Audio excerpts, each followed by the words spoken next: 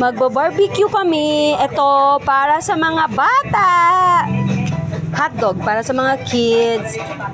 Yan. Yan. Nire-ready ko na. Nilagyan ko na siya dito sa itong tinatawag na, anong tawag nito? Yung pang grilled na, pang grill siya na barbecue stick. Yan, stainless yan. Itong tapos next grill. So, dito namin siya niluto. Yan. Yan. Ooh, may isda. We're cooking fish. Yan. So, para siyang oven. Grilled siya. Yan. Ang ganda nito, guys. Actually, galing siya sa New York, USA. Pinadala siya ng daddy ko. Yan, para may magamit kami dito. Kasi, syempre, nasa tiki bar tayo. Ayan. The Davi Tiki Bar. Ayan. So, yan. So, dito kami nag-grill. Ilalagay ko na tong barbecue natin na hotdog. Hotdog Q. Ayan, hotdog Q. Tapos, meron kami in-order na dalawang order na check natin. Wow! Bam-i! Dalawang order. Then, syempre, my favorite. Yan, pusit. Prinito na namin yung pusit. Ayan. Favorite ko talaga yan. Yung mga danggit, mga nokus or squid. Yan, favorite ko po yan. Mga dried seafoods. Yan. And syempre, di mawawala ang calamares. Ayan. Dito kasi ang calamares namin, medyo hiwa-hiwa na siya. Kasi,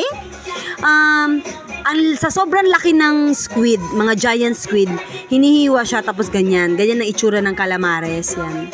Ang iba kasi yung calamares yung medyo bilog, no? Ito kasi sa amin, square na. Sa laki ba naman ng squid kaya hihiwain na lang siya. O, ayan. O, diba? Ito naman yung bagoong. Plus, ni-ready ko na yung Indian mango.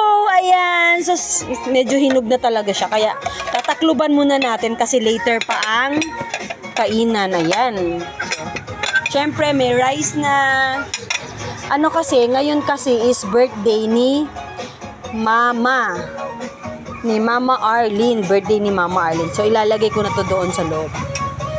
So, bubuksan muna natin yung grill natin. Bubuksan muna. Lalagyan na natin yan.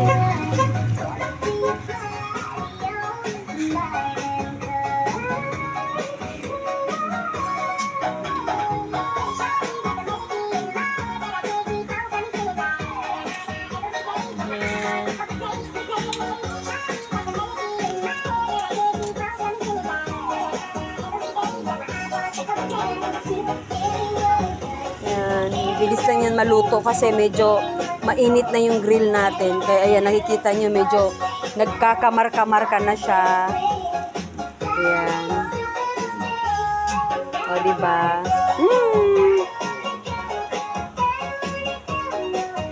Ayan. Dali lang yan. Gusto ng mga bata to. Yan, favorite nila yan. Nagre-request nga sila kung pwede daw sila mag-grill ng marshmallow. Sabi ko, huwag na muna kasi nga baka mapasok kayo kasi sobrang init na talaga ng grill. Hindi ko alam kung ito is luto na. Hindi ko alam paano ba malaman kung luto na. Baka kasi masunog Ay, nako, teka lang. Tatawagin ko lang si Ipin, wait lang. Tapos meron kaming lechon, nasa loob ang lechon, pinaparedy na namin. Yung lechon kasi, kahapon pa kasi yun, kaya lang niluto namin ng paksiw. Pinaksiw na namin para hindi siya masira at hindi siya mapanis. Kaya, yan, ang lechon namin naging paksiw na. Yan! Enjoy!